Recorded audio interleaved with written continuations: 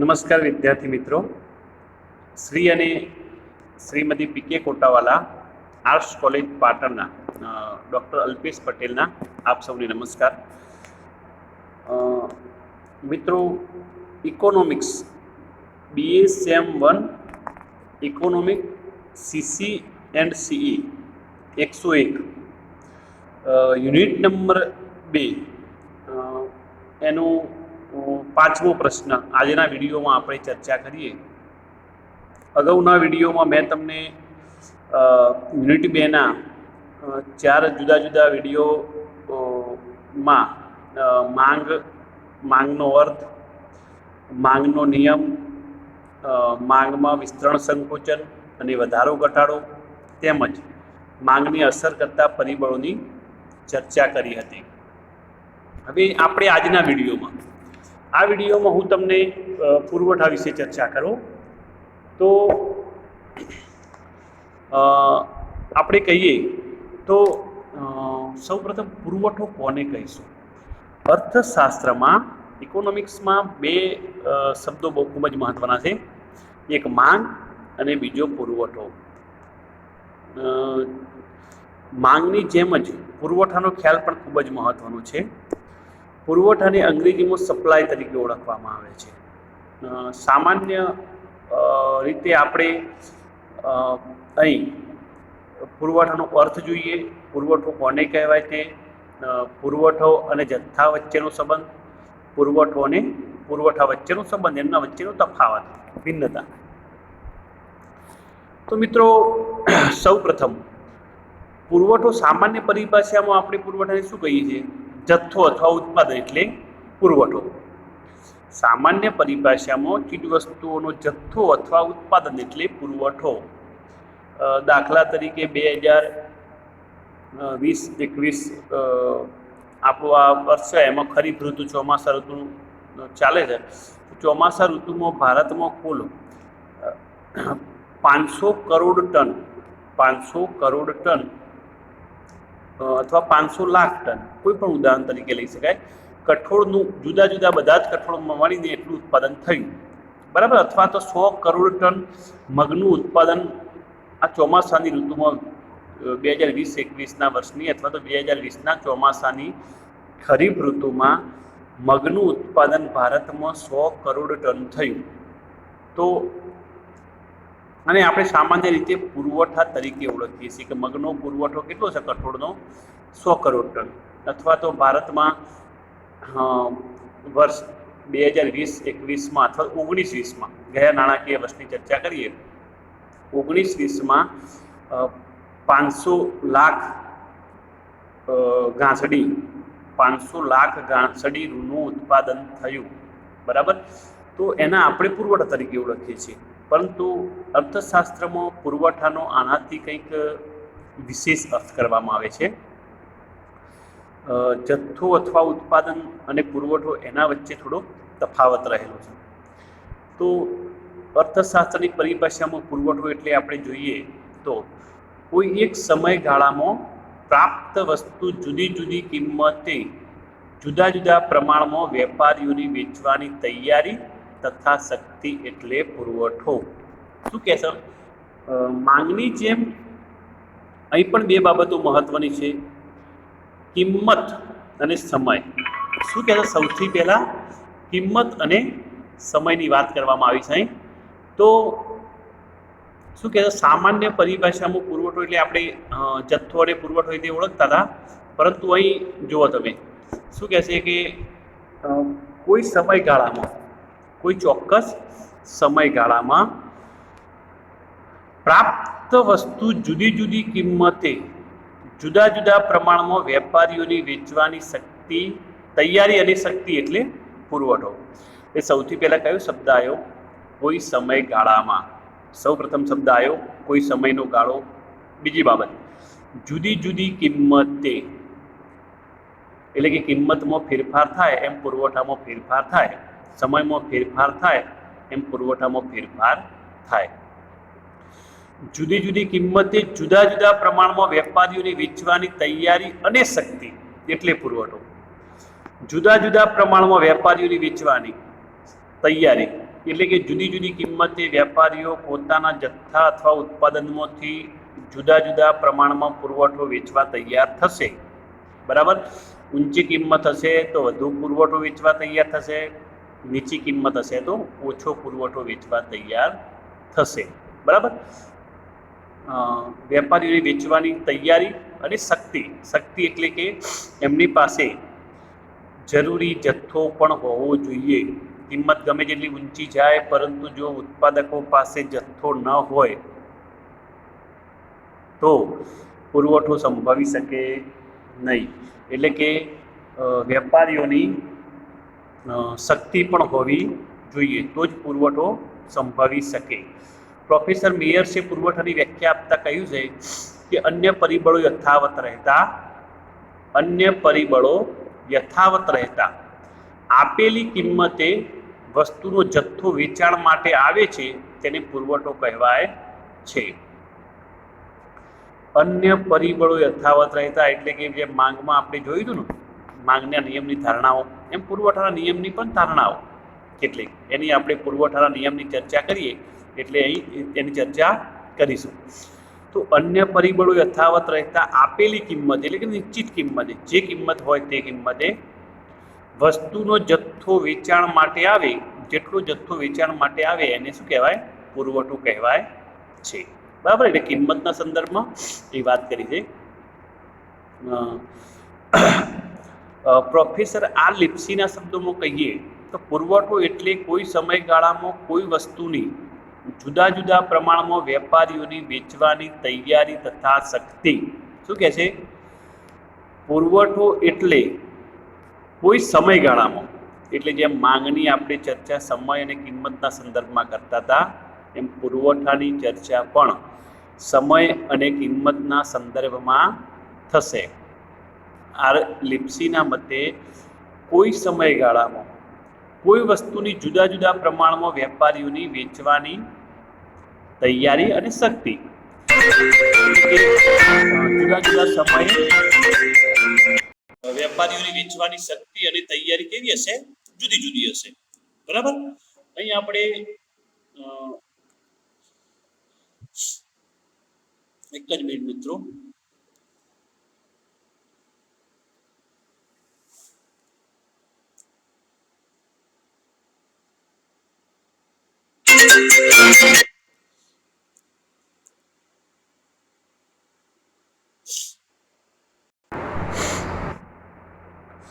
Sorry મિત્રો, aeroplane mode કરવાનો ભૂલથી રહી ગયો હતો, એટલે વચ્ચે ડિસ્ટર્બ થઈ, માફ કરજો.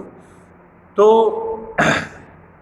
અહીં વેપારીઓની જુદા જુદા સમયના ગાળામાં, કોઈ ચોક્કસ સમયના ગાળામાં જુદા જુદા સમયે વેચવાની શક્તિ અને તૈયારી, એટલે કે જુદા જુદા સમયે વેચવાની તૈયારી પણ જુદી જુદી હશે અને શક્તિ પણ જુદી જુદી હશે. ઉત્પાદન જ્યારે પાકતું હોય, ખેતી ક્ષેત્રની વાત કરીએ, ખેતી ક્ષેત્રનું ઉદાહરણ લઈએ તો જ્યારે ખેતી ક્ષેત્રે ઉત્પાદન તૈયાર થતું હોય એ સમયે જથ્થો વધુ હોય તો વેચવાની તૈયારી વધુ હોય, તો અમુક સમયે જથ્થો એનો ઓછો હોય તો વેચવાની તૈયારી ઓછી હોય. ટૂંકમાં નિયત કિંમતે નિયત સ્થળે અને નિયત સમયે, જો પાછું એક નવો શબ્દ ઉમેરાણો, નિયત સ્થળે. નિયત કિંમતે નિયત સ્થળે અને નિયત સમયે ઉત્પાદક વસ્તુનો જેટલો જથ્થો વેચવાની તૈયારી કરે, ઉત્પાદક વસ્તુનો જેટલો જથ્થો વેચવાની તૈયારી કરે તેટલો જથ્થો એટલે પુરવઠો કહેવાય.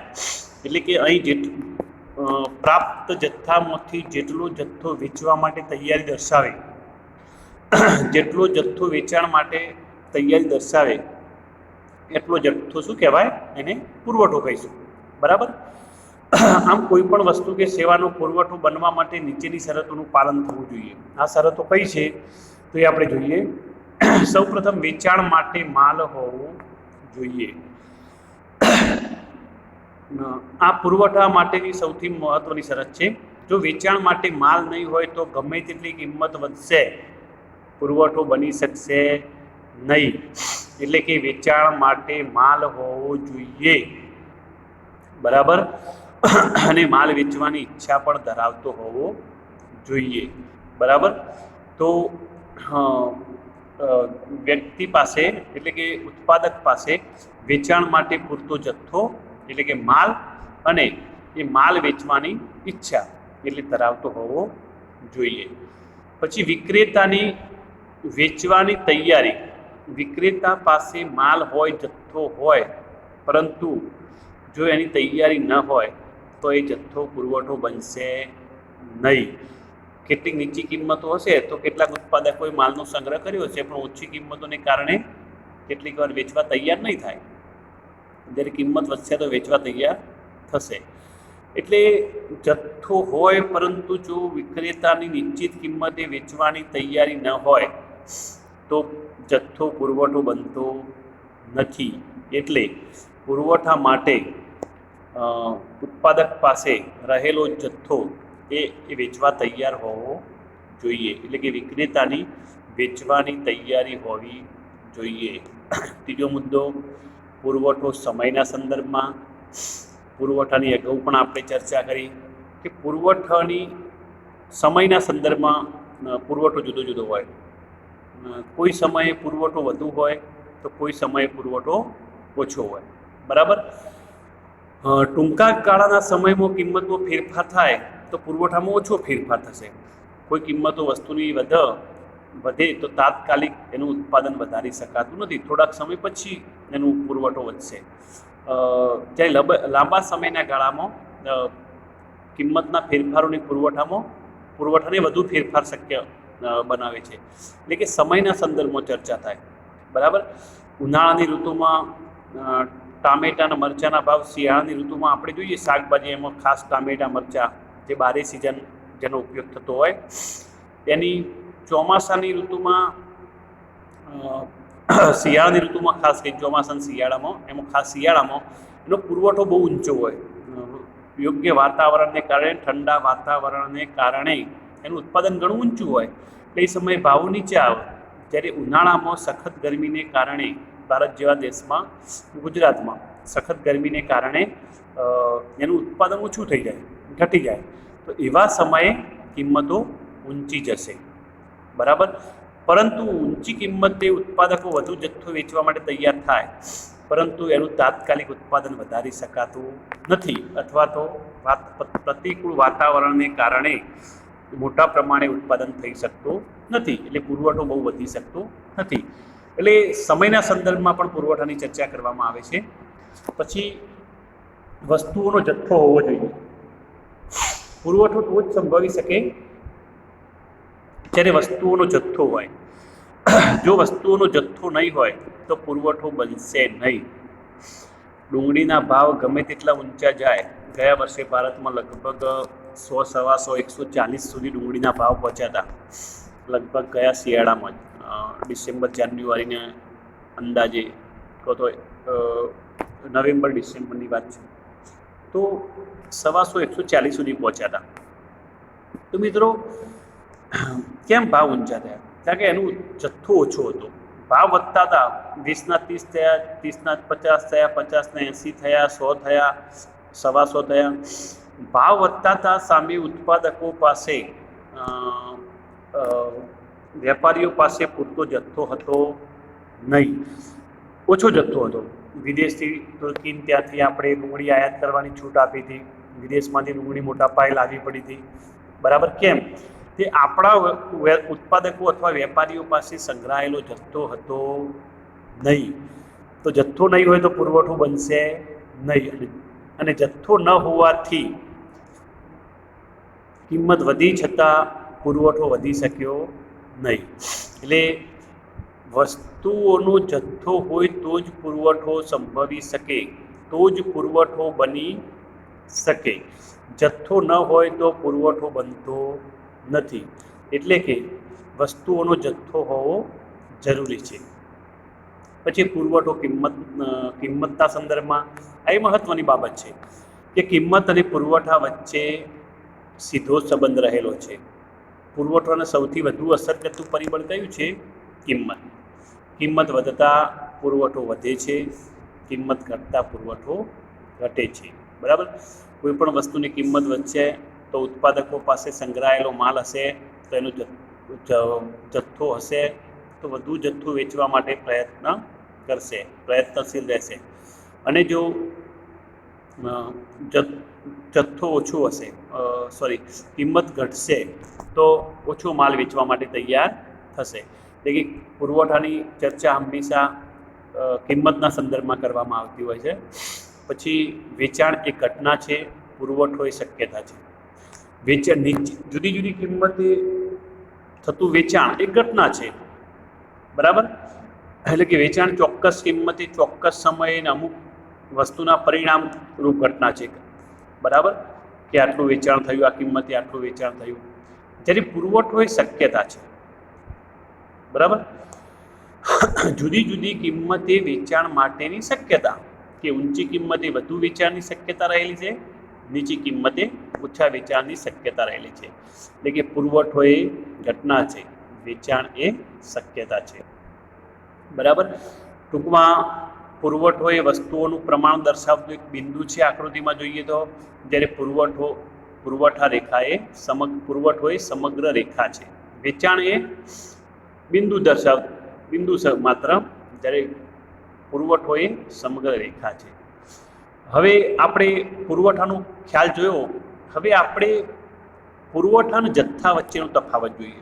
અહીં આપણે વારંવાર પુરવઠો જથ્થો એવા શબ્દોની ચર્ચા કરી કે ભાઈ જથ્થો હશે તો પુરવઠો બનશે. તો જથ્થા અને પુરવઠા વચ્ચે કેટલાક તફાવતો રહેલા છે, એની ચર્ચા કરીએ. વસ્તુના કુલ ઉત્પાદનને વસ્તુનો જથ્થો કહી શકાય. એટલે કે જેટલું ઉત્પાદન થાય એને આપણે જથ્થો કહી શકીએ. આ જથ્થો ગોદામમાં કે વેપારીની વખારમાં વેચાયા વિનાનો હોય છે, બરાબર. ગોદામમાં અથવા વેપારીની વખારમાં ગોળ, સફરજન જેવું અમુક વસ્તુ, બટાકા જેવી વસ્તુ કોલ્ડ સ્ટોરેજમાં પણ હોય, બરાબર. એટલે વખાર કહીએ, સંગ્રહની ગોદામ કહીએ, બરાબર. કઠોળ, ડુંગળી, આ બધા જ અનાજ, આ બધું જ જુદી જુદી જગ્યાએ સંગ્રહાયેલું હોય, એને શું કહીશું? જથ્થો કહીશું. જ્યારે પુરવઠો એ કુલ જથ્થાનો જે ભાગ વેપારી બજાર ભાવે વેચવાની તૈયારી અને શક્તિ હોય એને પુરવઠો કહીશું, બરાબર. ચીજ વસ્તુઓના જથ્થા કરતાં પુરવઠો હંમેશા ઓછો હશે. જેટલો જથ્થો હશે એમાંથી જે ભાગ બજારમાં નિશ્ચિત કિંમતે નિશ્ચિત સમયે વેપારી વેચવા માટે કાઢશે એને જથ્થો કહીશું, પુરવઠો કહીશું. જ્યારે સંગ્રહાયેલો કુલ માલ એ જથ્થા કરતાં હંમેશા પુરવઠો ઓછો હશે, બરાબર. કોલ્ડ સ્ટોરેજમાં બટાકા ઘણા બધા ભરેલા હોય, હજારો ટન બટાકા ભર્યા હોય, એમાંથી રોજ 100 ટન કે 200 ટન અથવા 50 ટન કે 200 ટન 500 ટન વેપારી વેચવા માટે કાઢે, તો જેટલો વેચવા માટે જથ્થો કાઢ્યો એને પુરવઠો કહીશું. બાકીના કોલ્ડ સ્ટોરેજમાં રહેલા બટાકા એનો પુરવઠો છે, જથ્થો છે. વેચાણ માટે જે 500 ટન કાઢ્યા એને પુરવઠો કહીશું. તો જથ્થા કરતાં પુરવઠો હંમેશા ઓછો હશે. પુરવઠા અને જથ્થા વચ્ચેનો કેટલોક તફાવત જોઈએ. વસ્તુનો જથ્થો એટલે તેનો કોઠારમાં રાખેલો ઉત્પાદિત વસ્તુનું પ્રમાણ. ઉત્પાદન થયું એમાંથી જે કોઠારમાં રાખ્યું હોય સંગ્રહ કરવા માટે ગોદામમાં એના જથ્થો કહીશું. પુરવઠો એટલે વસ્તુનો જે ભાગ ખરેખર વેચાણ માટે કાઢે તેનું પ્રમાણ. પુરવઠો કોને કહીશું? કે વેપારી જેટલો ભાગ બજારમાં વેચવા માટે કાઢે એને પુરવઠો કહીશું. જથ્થો અને પુરવઠો બંને સરખા હોઈ શકે.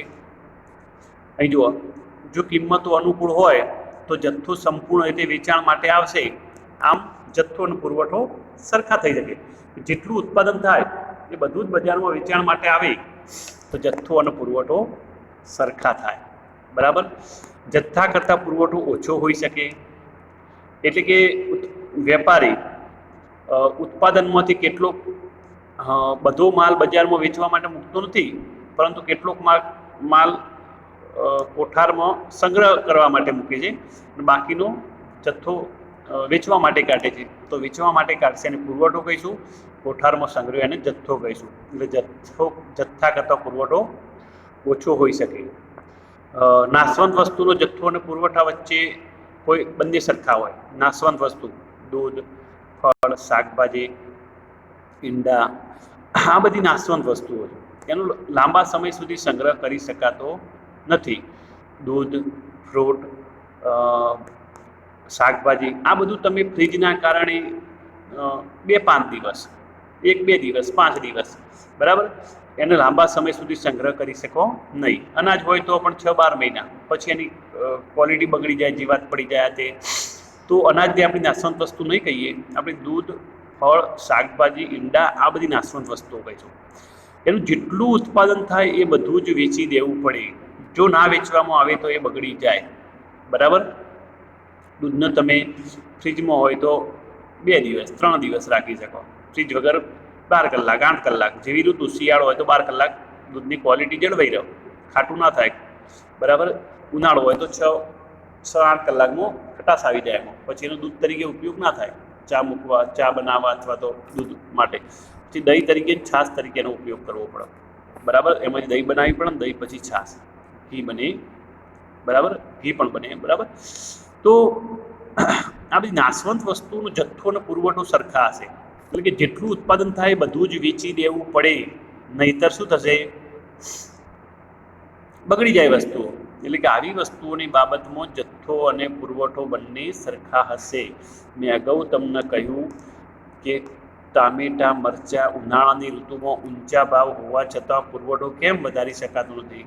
કારણ કે ઉત્પાદન વાતાવરણને કારણે એનું અનુકૂળ ઉત્પાદન મળતું નથી, માટે એમાં વધારો થઈ શકતો નથી. તો ભાવ ઊંચા હોવા છતાં, કારણ કે એ નાશવંત વસ્તુ હોવાથી એનો સંગ્રહ પણ થઈ શકતો નથી. કે તમે શિયાળામાં વધુ પાક હોય ત્યારે સંગ્રહ કરો, ઉનાળામાં ઊંચા ભાવ હોય ત્યારે, શિયાળામાં વધુ પાક હોય, નીચી કિંમત હોય તો શિયાળામાં સંગ્રહ કરો અમુક માલનો, અને ઉનાળામાં ઊંચી કિંમત આવે ત્યારે વેચો. પરંતુ નાશવંત વસ્તુઓનો સંગ્રહ થઈ શકતો નથી, માટે નાશવંત વસ્તુનો જથ્થો અને પુરવઠો સરખા હોય. હવે આપણે ઉત્પાદન અને પુરવઠા વચ્ચેનો સંબંધ જોઈએ કે ઉત્પાદન અને પુરવઠા વચ્ચેનો શું તફાવત છે. તો કોઈ એક ઉત્પાદક દ્વારા કોઈ સમયના ગાળા દરમિયાન વિવિધ ઉત્પાદનના વિવિધ સાધનોના સંયોજન વડે તૈયાર કરવામાં આવતી ચીજવસ્તુઓના કુલ પ્રમાણ ઉત્પાદન કહેવામાં આવે છે.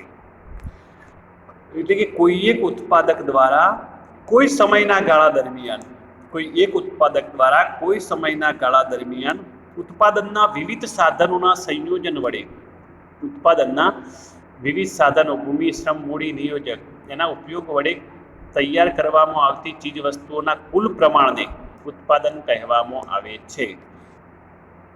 મેં તમને અગાઉ ખેતી ક્ષેત્રનું ઉદાહરણ આપ્યું એ મુજબ આ ખરીફ ઋતુમાં ભારતમાં આ ચોમાસાની ઋતુમાં કેટલા ટન કઠોળનું ઉત્પાદન થયું? એમાં કેટલા ટન મગ, કેટલા ટન અડદ, કેટલા ટન સોયાબીન, કેટલા ટન તુવેર, કેટલા ટન ચોળી, કેટલા ટન ચણા.